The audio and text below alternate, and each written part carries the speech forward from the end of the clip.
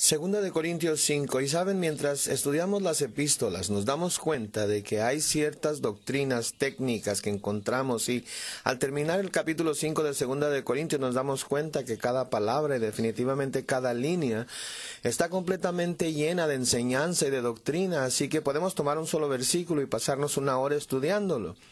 No lo vamos a hacer, pero de nuevo tenemos que amar a Dios con toda nuestra mente aquí esta mañana y poner nuestro enfoque en Él, y el Espíritu de Dios hablará a nuestro corazón.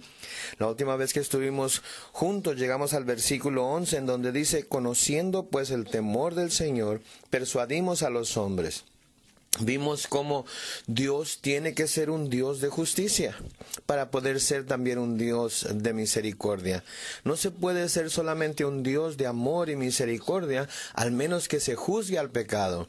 Y puede usted escuchar ese mensaje de la semana pasada en la cual expliqué todo. Por lo tanto, Dios tiene que ser un Dios justo, y nos dice que cada uno de las personas que no reciban el único camino de salvación, que es Jesús, tomando nuestros pecados sobre sí mismo y pagando por nuestros pecados, recibiendo el castigo de nuestros pecados, van a estar eternamente siendo castigados en el lago de fuego que arde para siempre, donde habrá llanto y crujir de dientes. Ahora, en algún punto nos empezamos a preguntar por qué, y aquí es en donde tenemos lo que se llama la apología, explicando por qué es que creemos lo que creemos. Y ¿saben qué? Yo les exhorto a que tomen una clase de apología. Tenemos apologistas que vienen regularmente, y algo tiene que venir de algo. No hay nada sucede sin causa, y lo que causó que todo este universo existiera es alguien o algo. Si vemos el diseño del universo, no podemos encontrar sentido en que haya sido algo, sino en alguien que creó este lugar. Y luego vemos la creación misma. Todo se encuentra en terceras partes, sea el tiempo o la materia, así es que un Dios se manifiesta en tres personas, y aprendemos a través de la revelación específica que es la palabra de Dios, cómo podemos comprobar la existencia de Dios y cómo la palabra de Dios es infalible delante de nosotros. Y a través de la creación, la Biblia nos dice en Romanos 2 que nadie tendrá una excusa, sino que a través de la revelación específica de la palabra hay un solo camino a Dios. No puede haber dos, porque si Dios dio a su Hijo unigénito para que muriera y fuera torturado, y hubiera otro camino de salvación, significaría entonces que el Dios de la Biblia es un Dios malo. Él entregó a su Hijo unigénito para tomar nuestros pecados sobre sí mismo, para ser castigado, porque no hay otra forma. De manera entonces que Dios, que creó el universo, que nos amó, envió a su Hijo para recibir el castigo por nuestros pecados sobre sí mismo. Por definición, entonces, no puede haber dos caminos, sino uno solamente, por el horrendo sacrificio del cual tuvo que participar Cristo por nuestro pecado. Y sabemos que si el hombre no recibe ese camino que lleva a la salvación, va a recibir un juicio eterno. Ahora, esperemos que la realidad de todo ello, ahí puede tomarlo desde un punto de vista lógico. Si usted quiere una recomendación de un buen libro apologista, y un buen libro que escribió Norm Geisler, que se titula Cuando los escépticos hacen preguntas, y él rápidamente pero muy fácilmente también nos da en síntesis un buen comienzo, y luego podemos ver más libros. Pero nuestra fe no está basada en alguna brinco ciego, falto de intelecto. Hay un buen libro que dice que el que cree, el que piensa, debe creer, y en realidad esa es la verdad. Si vemos las evidencias y las vemos desde un punto de vista lógico, Jesús es el único camino para la salvación, y no hay otro camino para poder llegar al Padre excepto por Él. Y debemos entonces entender que Dios, porque Él es perfecto en amor y misericordia, también tiene que ser perfecto en juicio, y su juicio es el único juicio que importa. No va a haber un jurado que nos va a juzgar, no va a haber un grupo de personas que van a votar para que se nos dé lo que vamos a recibir, sino que Él es el juez, y el que no cree en Jesús recibe condenación eterna. Por lo tanto, Pablo dice, entendiendo estos pasos lógicos, nuestro corazón es persuadir a los hombres. a que vengan a Cristo, a que reciban el camino de salvación. Y claro que el Espíritu de Dios está en el mundo convenciendo al hombre del pecado, la justicia y del juicio. El hombre, entonces, su propio espíritu le está diciendo que esto es verdad, que su corazón le está condenando, que no está en armonía consigo mismo, que no está en armonía con su prójimo, que no está en armonía con Dios definitivamente, y necesitan estarlo. Y el Espíritu mismo del hombre testifica acerca de la verdad del Evangelio. Y en el versículo 12, no nos recomendamos pues otra vez a vosotros, sino os damos ocasión sino os damos ocasión de gloriaos por nosotros, para que tengáis con qué responder a los que se glorían en las apariencias, sino en el corazón.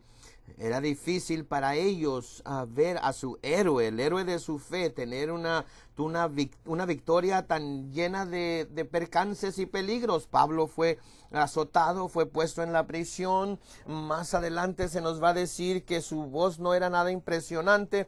Y de nuevo, en el Imperio Romano definitivamente se enfocaban en el cuerpo, ponían su enfoque en el cuerpo y les gustaba tener líderes carismáticos y bien parecidos.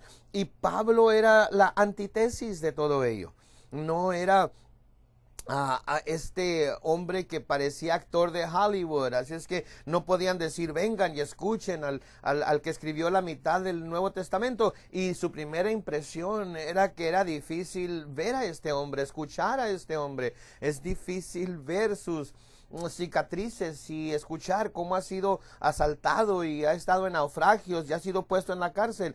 Pudiera ser que la voz de Dios, que el hombre de Dios tenga una vida tan falta de victoria, tan opuesta a lo que nos encanta en nuestra cultura, en nuestros políticos, en nuestros actores de cine, y cuando menos tienen la apariencia de que todo está bien, de que todo lo han ellos entendido y son atractivos. Todos tenemos hasta cierto grado esa superficialidad en nosotros.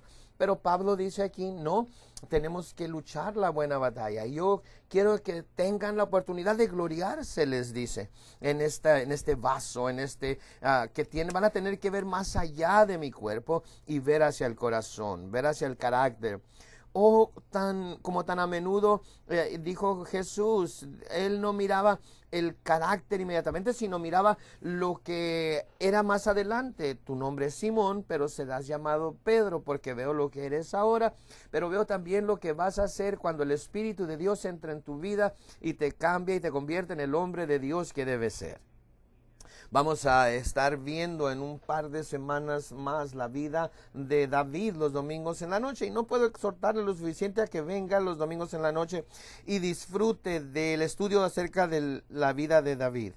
David es el hombre del cual más está escrito en la Biblia, que únicamente de Jesús se escribió más. Y en Primera de Samuel, en el primer capítulo, en el versículo 7, cuando Samuel va a escoger a David como el rey de Israel, y el papá de David trae a todos sus hijos delante de Samuel, y Samuel ve a estos hombres altos, bien parecidos, y Dios le dice no, ninguno de ellos, y finalmente él piensa, tiene que haber alguien más, y el papá Isaí le dice, tengo uno más, un hijo es el menor, pero no hay forma que él vaya a ser el rey, ni siquiera lo quise traer del campo donde está cuidando ovejas, no es posible que él vaya a ser el escogido para ser rey, pero es el único que me queda. Y trajo a David, y una vez más era un joven chaparrito de pelo colorado, no era muy bien parecido, no parecía rey, no tenía semblanza, apariencia de rey, especialmente cuando se comparaba con Saúl, que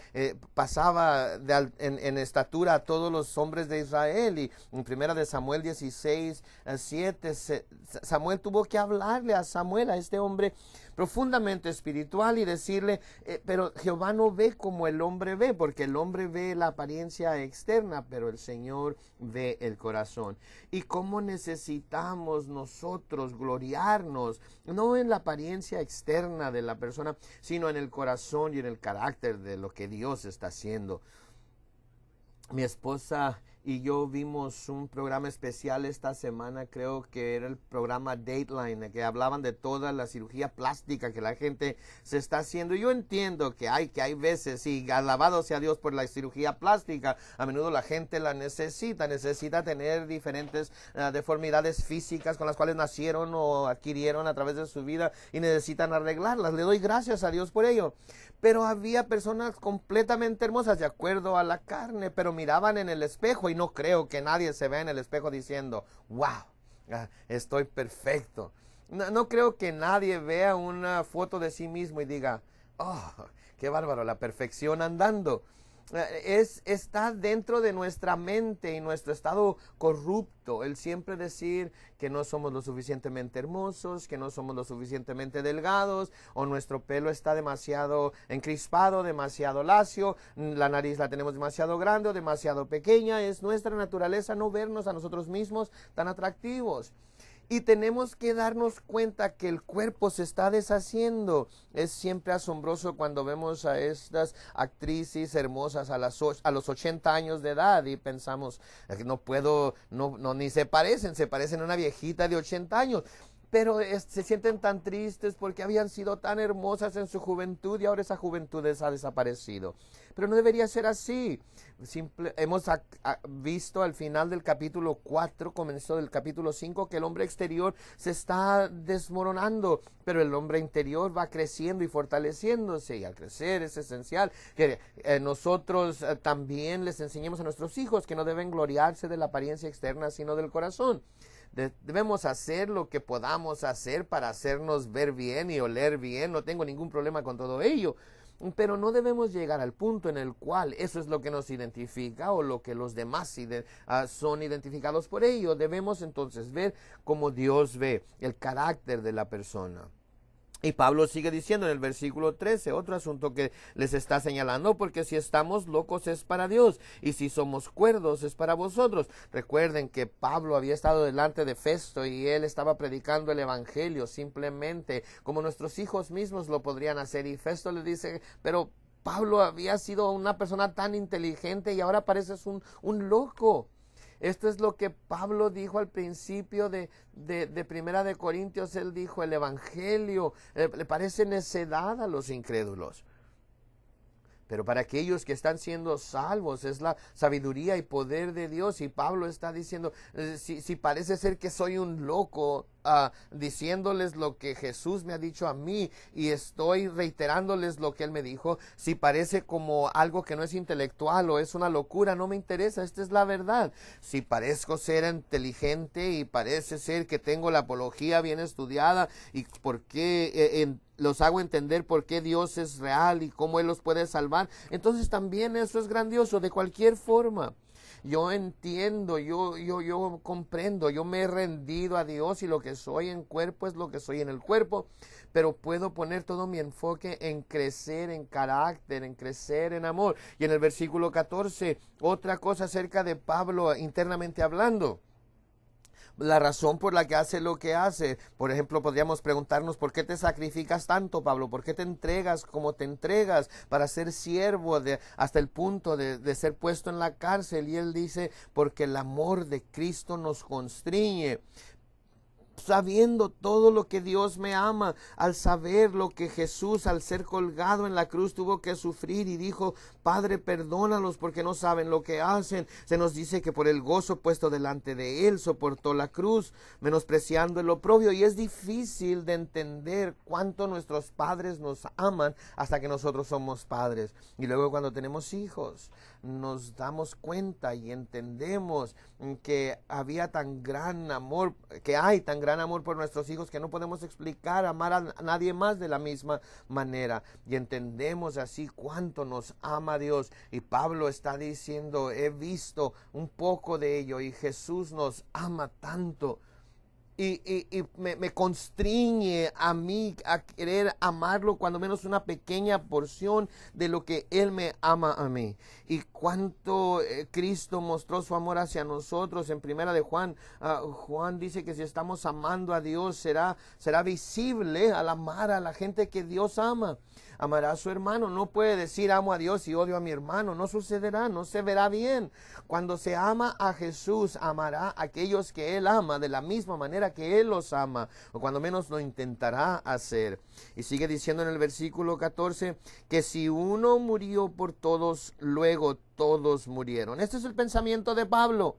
Que si Cristo murió por todos, entonces nosotros debemos morir también por Él. Ya está el punto al que debemos llegar. Si Dios amó al mundo de tal manera que dio a su Hijo unigénito, y que Jesús estuvo dispuesto a dejar el trono en gloria para venir en carne humana, un hombre que conoció los dolores de este mundo, un hombre que pasó su vida sufriendo y que eventualmente murió en la cruz, nosotros entonces a nuestra vez debemos querer rendir nuestras vidas a Cristo en la misma forma que Jesús le dijo al Padre: heme aquí, úsame a mí para la salvación del mundo.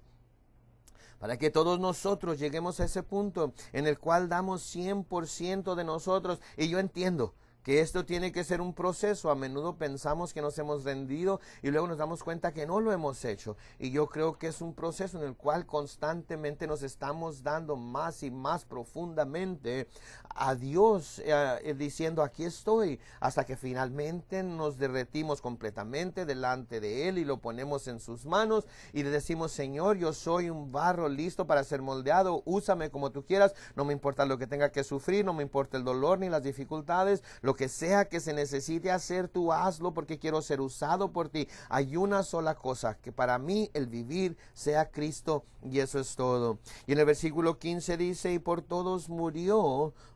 En primera de Juan dice que no solamente pagó por nuestros pecados de aquellos que han creído, sino por los de todo el mundo, y sabemos que no todos van a creer. Sin embargo, todos los pecados han sido pagados por la muerte de Jesucristo, y ningún hombre tendrá una excusa delante de Dios. Todo hombre que quiera venir puede venir y recibir eterna vida. Y sigue diciendo en el versículo 15: para que los que viven ya no vivan para sí, sino ¿para qué? Para aquel que murió. No por una religión, no por una organización, sino por Jesús. Aquel que murió y resucitó por ellos. Entiendan entonces esto. Ya no vamos a vivir para nosotros mismos. Si usted está viviendo para sí mismo, entonces usted va a terminar en tal vanidad, va a terminar en tanta infelicidad. Entre más trate de complacerse a sí mismo, más profundamente cae en ese pozo. Hay solamente una forma en la cual podemos verdaderamente ser satisfechos en esta vida, y es no viviendo para nosotros mismos en lo absoluto, sino vivir para los demás. Ahora, debo agregar aquí algo, que si usted está tratando de vivir para su cónyuge, va a terminar muy infeliz. Si usted está tratando de vivir para sus hijos, va a terminar muy infeliz también, porque el hombre jamás podrá apreciar el sacrificio que se está haciendo por él. Si está viviendo para su trabajo, para su pasatiempo, habrá un día, y quizás esto le llegue de repente, pero va a ser una persona completamente infeliz y vacía por lo que ha estado tratando de lograr. Para la mayoría de nosotros, la zanahoria siempre está un paso adelante de nosotros. Muchos la alcanzan y luego dicen: esto es horrendo, acabo de pasar mis últimos 30 años persiguiendo esto, y a menudo se deprimen y hasta se suicidan por lo que descubren. Pero al vivir por Cristo, ese es lo importante, un canal, un arroyo, una corriente que nos debe de estar llevando al buscar primeramente el reino de Dios y su justicia, viviendo por Cristo. Todas estas otras cosas que buscamos nos van a ser añadidas. Pedro dijo, hablando de parte de todos los apóstoles, a Jesús le dijo: nosotros hemos dejado nuestras esposas, hijos, padres, nuestras tierras, hemos dejado todo por ti en estos últimos 3 años, cuando le andaban siguiendo. Y Jesús le dijo: van a recibir de regreso 100 veces más en esta vida y en la vida venidera todas esas cosas. Porque si en realidad queremos tener un matrimonio fantástico, ame a Dios con toda su alma, corazón y fuerzas, y al tener esta relación de amor con Jesús va a amar a su cónyuge de una forma que nunca pensó que lo podría o la podría amar si pone su enfoque en él. Tendrá amor por sus hijos de la misma manera, pero habrá un balance, habrá una realidad. Porque si usted se enfoca en la otra persona, es eso que convertirá en su Dios. Y eventualmente va a querer que esa persona le satisfaga a usted. Ha dado tanto así y quiere la misma cantidad dada a usted, pero no se podrá llevar a cabo. Pero al usted buscar amar a Dios, usted les amará a ellos más de los que hubiera podido amarles de otra forma. Y no va a querer que se le regrese nada. No va a buscar que ellos le regresen o le satisfagan a usted, siendo recíprocos con su amor. Usted va a dar y dar y dar y dar y dar y nunca se va a cansar de dar. Y no va a ser infeliz, no se va a enojar porque está sirviendo, anticipando recibir absolutamente nada de ellos. Y ¿sabe qué? Esa es una mentalidad, ese es un corazón que es fortalecido sobrenaturalmente, que solo Dios puede dar la fuerza para hacerlo, porque está dentro de nuestra naturaleza el querer que las personas nos den a nosotros como nosotros les damos. Pero si decimos, Señor, voy a poner mis ojos sobre ti, quiero vivir para aquel que se entregó a sí mismo por mí, entonces todas estas otras cosas nos van a ser añadidas. Y sea que vivamos una semana en esta tierra, 8 años, 80 años sobre esta tierra, no parecerá que ha sido algo vano. Y recuerdo hace algunos años un hombre que tenía 90 y tantos años cuando estaba en su lecho de muerte. Él estaba comunicándose cómo se sentía que estaba perdiendo algo porque estaba muriendo, que él sentía que debía vivir más. Y que no era justo de parte de Dios, que no era justo de parte de Dios que él no haya recibido todo lo que hubiera podido recibir de este planeta. Creo que tenía 93 años y estaba diciendo, ora por mí, Brian, porque no está bien que yo muera en este punto de mi vida, necesito más años todavía. Y yo sé lo que él estaba diciendo, no he sido satisfecho todavía, no he cumplido todo lo que quiero cumplir, no he recibido todavía lo que he invertido en este mundo. Y les estoy diciendo, que tan solo en Cristo podemos tener esa satisfacción. Y luego en el versículo 16, de manera que debemos de proponernos, calcular, razonar de esta manera. De aquí en adelante a nadie conocemos según la carne. Y aun si a Cristo conocimos según la carne, ya no le conocemos así. Jesús fue la perfección en carne humana. Ahora, ¿qué es lo que vemos en Jesús? Él no fue respetado. La otra gente lo miraba y preguntaba, ¿algo bueno puede salir de Nazaret? No estaban mirando su carne diciendo, wow, qué hermoso, qué gran líder, qué carismático. La gente siempre estaba hablando mal de él, le faltaba el respeto todo el tiempo. Sus propios hermanos que vivieron con él en su casa, sus medios hermanos de acuerdo a la carne, no creían en él. De hecho, trataron de persuadirlo a que se fuera a Jerusalén porque sabían que los sacerdotes lo querían matar, querían que fuera a exponerse públicamente sabiendo que lo querían matar.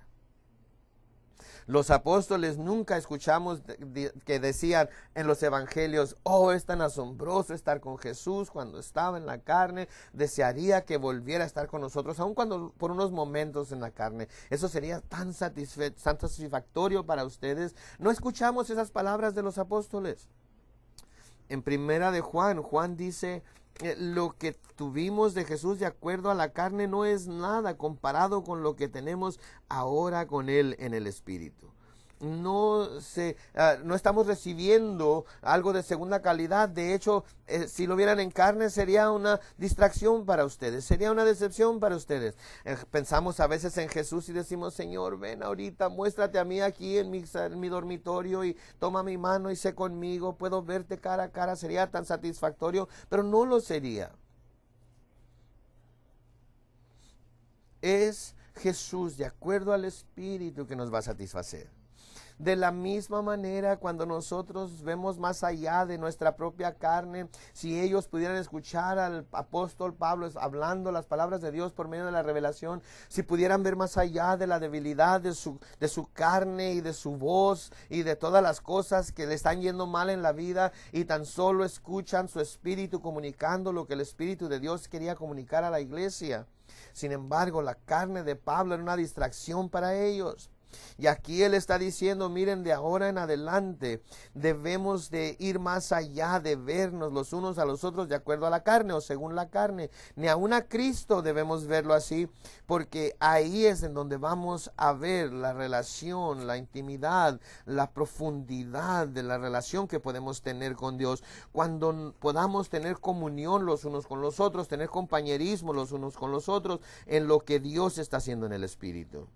Ahora, sigue diciendo en el versículo 17, de modo que si alguno que está en Cristo, nueva criatura es. Las cosas viejas pasaron, aquí todas son hechas nuevas. Hay una calcomanía que yo entiendo, dice, los cristianos no son perfectos, solo perdonados. Y yo sé lo que están diciendo que no debemos de enojarnos con Jesús porque no soy una representante perfecto de Jesús. Pero no somos solamente perdonados. Entienden que somos perdonados, pero somos nuevas criaturas también. Dice en Filipenses 4:13 que podemos hacerlo todo en Cristo que nos fortalece.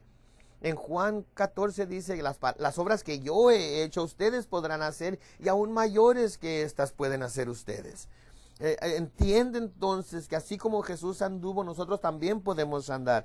Que cuando el Espíritu de Dios vino a nosotros y dijimos, Señor, soy pecador, y hay solamente una forma en la que mis pecados puedan ser perdonados por tu muerte y resurrección. Tú, tomando mi juicio sobre ti mismo, por tu llaga yo soy sanado, y recibimos a Cristo como nuestro Señor. Entonces el Espíritu de Dios vino a nuestra vida, circuncidó la naturaleza pecaminosa de nuestro corazón, y ahora nosotros podemos andar en perfecta justicia, santidad. Y cuando estamos luchando contra nuestra carne, tenemos que entender que no tenemos que permanecer ahí. Santiago dice que las pruebas deben de tener su obra perfecta en nosotros para que podamos ser perfeccionados y cabales sin que nos falte nada. Enoc anduvo con Dios y dejó de ser, estaba tan cerca del Señor que dejó esta tierra, dejó este universo y se fue a la presencia misma de Dios.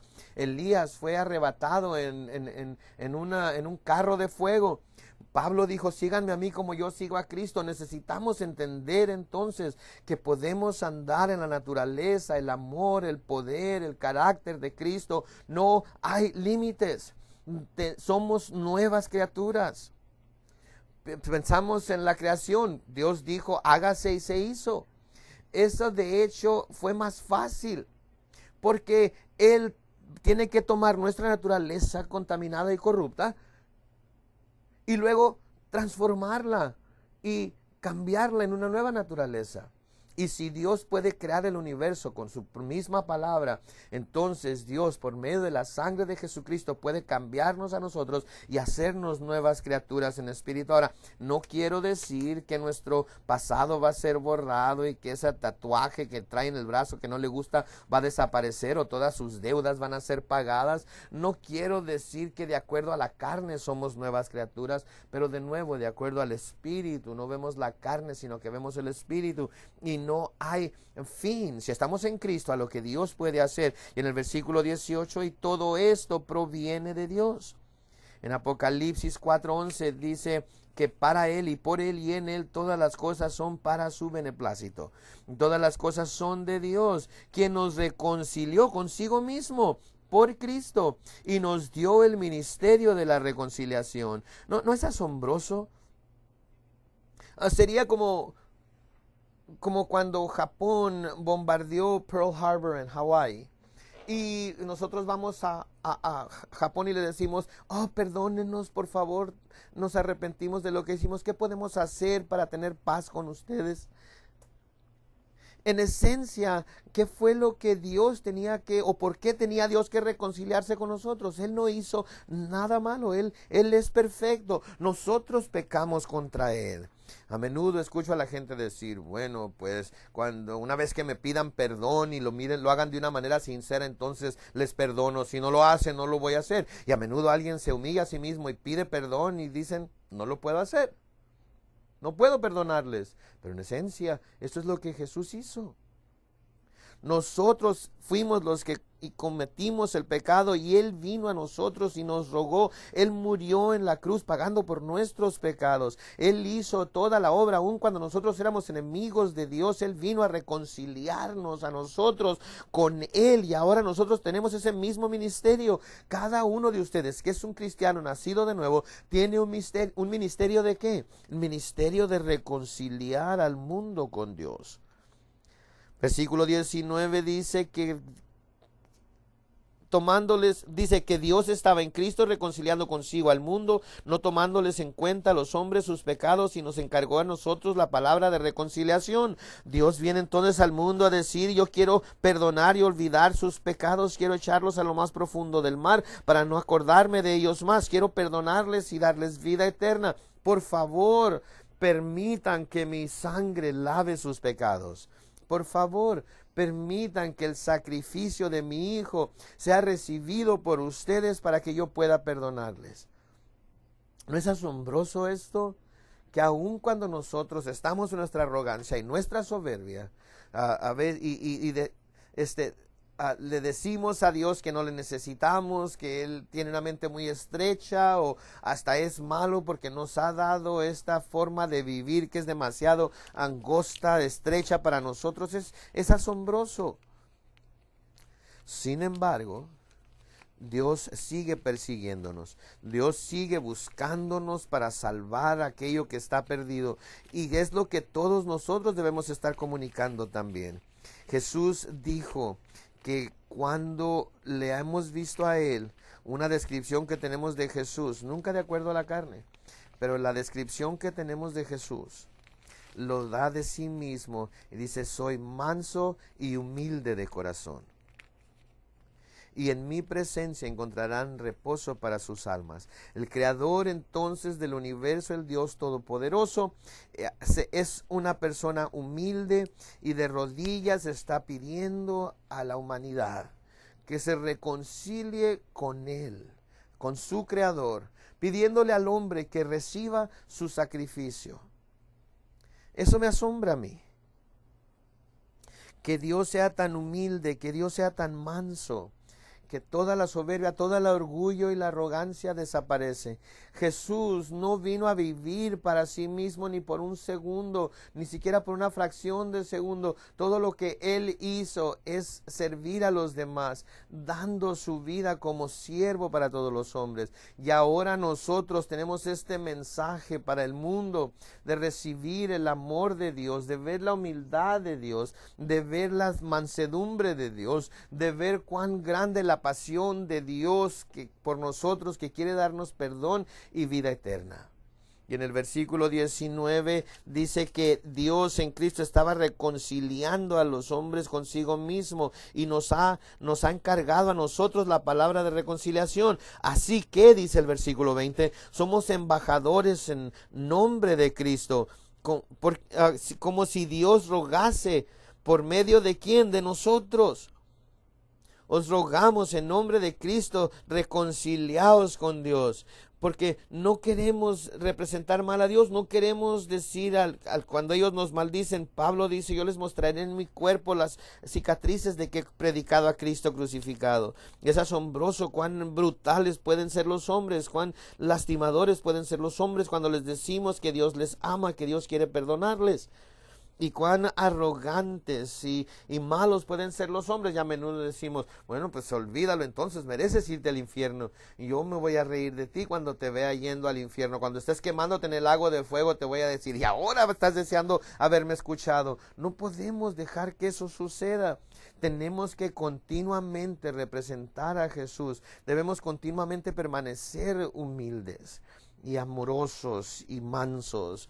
Y en el versículo 21, uno de los más grandes versículos de la Biblia, se nos dice: al que no conoció pecado, hablando de Jesús, por nosotros lo hizo pecado, para que nosotros fuésemos hechos justicia de Dios en él. No estamos simplemente, no se nos está dando algo como un collar o como un anillo para ponernos. Nuestra naturaleza cambia. Nosotros de hecho nos convertimos en la justicia misma, no algo menos, sino igual a Dios mismo. Esto parece una herejía. Pero cuando dejamos este cuerpo, ahorita mismo, si ahorita pudiéramos ver las cosas como Dios ve las cosas, si dejamos este cuerpo y voy a estar a un lado de Jesús, el Hijo de Dios, yo lo miraría a Él y me miraría yo mismo, y mi justicia sería tan perfecta como la de Jesús. Ahora, en Efesios 2, dice que yo no recibí esa justicia por mis obras, es un don de Dios. Pero debemos entender aquí que somos criaturas nuevas en Cristo. Tenemos justicia igual a la de Él. No somos la boca de Jesús rogándole al mundo. Tenemos el Espíritu de Dios morando en nosotros. Tenemos su amor, su poder, y todo el carácter de Cristo puede eventualmente hacernos lo que nosotros debemos ser en nuestra carne humana, y podemos tener la paz, la benignidad, la paciencia, el dominio propio. Es posible porque somos nuevas criaturas en Él. Y ahora Jesús, que tomó el pecado sobre sí mismo, por eso ahora nosotros podemos ser la misma justicia de Dios, y eso es lo que somos. No escuche su propia mente, no escuche a Satanás, no escuche la condenación del mundo. Tenemos que andar por fe y no por vista.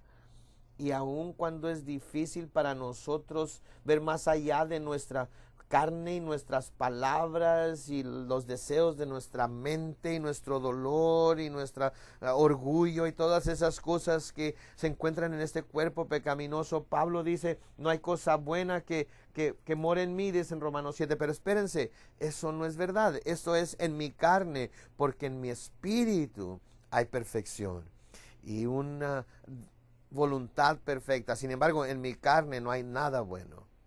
Necesitamos entonces ver la diferencia, que una vez que estamos fuera de este cuerpo, el peso es quitado y vamos a estar delante de Jesús por toda la eternidad, con una voluntad perfecta, rendidos perfectamente a Él, con una sujeción completa y humildad perfecta. Tenemos que someter nuestro cuerpo y luchar la buena batalla de la fe. Y en el capítulo 6, versículo 1 dice: así pues, nosotros como colaboradores suyos os exhortamos también a que no recibáis en vano la gracia de Dios. Quizás haya una persona aquí ahorita que diga: soy yo no he nacido todavía de nuevo, yo no he recibido todavía a Jesucristo como mi Salvador y Señor. Quizás creció en la iglesia. Dios no tiene nietos, solamente hijos. Y quizás usted está aquí hoy diciendo: nunca había entendido este mensaje tan claramente, nunca había en realidad rendido mi vida a Jesús para ser el Señor de mi vida. He estado viviendo para mí mismo, para este mundo, para el dinero, para lo que fuera, que he estado viviendo para mi novio, mi novia, pero me doy cuenta hoy que debo morir por aquel que ha muerto por mí. Y sigue diciendo en el versículo 2, porque dice: en tiempo aceptable te he oído, y en día de salvación te he socorrido, y he aquí ahora el tiempo aceptable, he aquí ahora el día de salvación. No vamos a hablar de ello ahorita, pero la Biblia nos dice muy claramente que no todos los días tendremos un corazón tierno para recibir el mensaje de Dios. Quizás usted esté diciendo: estoy dispuesto ahorita, pero no quiero ser avergonzado por pasar al frente, recibiré al Señor después, o lo haré la semana entrante porque tengo una fiesta planeada este viernes y no voy a hacer cosas muy cristianas, es que no puedo perderme de eso. Pero después de eso, ha habido gente que me dice, oh, deberiste haberme hablado después de que volviera de mi viaje, porque voy a irme de viaje por 6 meses, pero cuando vuelva vengo a hablarte. Y saben que debemos entender que es Dios el que está haciendo la invitación. Y es un milagro si su corazón está dispuesto ahorita para humillarse a sí mismo y arrepentirse y decir que ese corazón va a estar así en el futuro. No hay ninguna garantía. Hoy es el día de salvación. Inclinemos nuestros rostros. Señor, sabemos ahora mismo que hay quienes, quizás una sola persona, no sé, quizás docenas de personas, que se dan cuenta hoy que hay un juicio venidero y han escuchado el ruego en mi voz, sabiendo, conociendo el terror de Dios, sabiendo que tienes que ser perfecto en juicio y que ese lago de fuego que arde para siempre es una realidad, queramos ignorarlo o no, queramos aceptar que existe o no. Tú nos dices en las Escrituras que ese es el futuro de aquellos que no reciben el único camino de salvación. Y no solo eso, sino que hay alguien aquí que está diciendo, yo me siento vacío, yo he estado viviendo para este mundo, para mi cónyuge, para mis hijos, para mi casa, para mi trabajo, para mí mismo, para mi pasatiempo, lo que sea. Me siento tan miserable ahorita por ello. Me doy cuenta que necesito rendir mi vida completamente a Dios. Si ese es usted, ahorita mismo, la Biblia nos dice que debemos humillarnos nosotros mismos delante de Dios para que Él nos exalte. No podemos humillarnos en casa, es solamente delante de otras personas que nos podemos humillar. La Biblia dice que caigamos sobre la roca para ser quebrantados, y no vaya a caer esa roca sobre nosotros y nos muela hasta hacernos polvo. No le importen los demás. Cuando usted esté delante de Dios, va a estar solo. Y si ahorita usted está reconociendo que necesita recibir a Jesús como el Señor de su vida y está pensando, Brian, ora por mí, entonces alce su mano ahorita, póngala en alto y diga, Brian, ese soy yo, necesito a Jesucristo en mi vida como Señor, como Salvador, quiero ser perdonado de mis pecados. ¿Hay alguien entre nosotros hoy? Sí, aquí, muy bien, hay varias manos alzadas. Gracias, Señor, toca estos corazones, Señor, que puedan completamente rendirse a ti el día de hoy. Los voy a llamar a que pasen al frente en un momento, pero quizás haya otros ahorita que no están en donde deberían estar espiritualmente. Han perdido ese primer amor, han estado transigiendo en su fe, no están en una relación correcta con Dios. La Biblia nos dice que permanezcamos en Él para que cuando Él se manifieste no nos avergoncemos en su venida. Y la palabra de Dios ahorita ha sido la luz a sus pies y se está dando cuenta que no está en donde debería estar como cristiano. Ha dejado que el amor de este mundo venga y ahogue lo que usted había sido en una vez.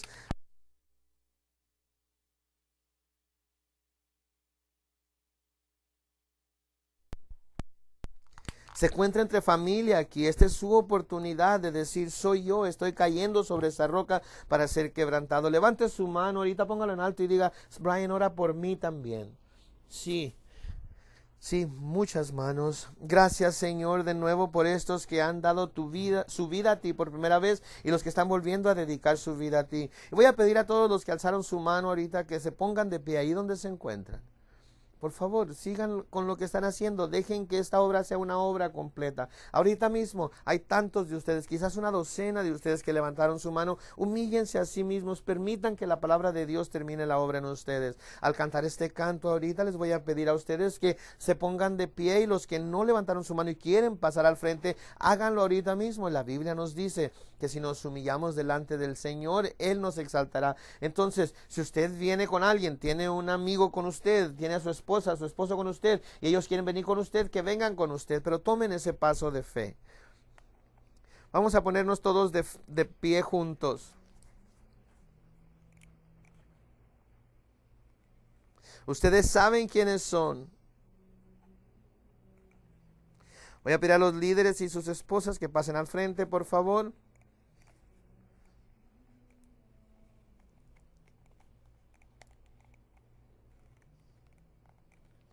Solamente será un segundo, no se arrepienta después de no haber pasado.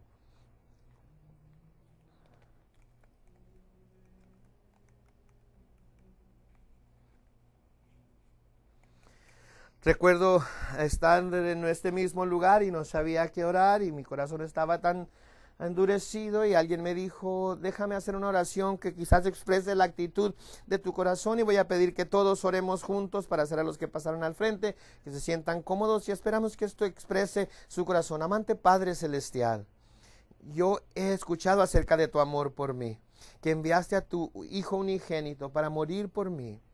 Perdóname ahora por tu muerte, por la sangre que derramaste, por tu llaga sáname. Entiendo que debo dar mi vida completamente a ti. Me rindo completamente. Permíteme ahora andar en sujeción, en obediencia a ti.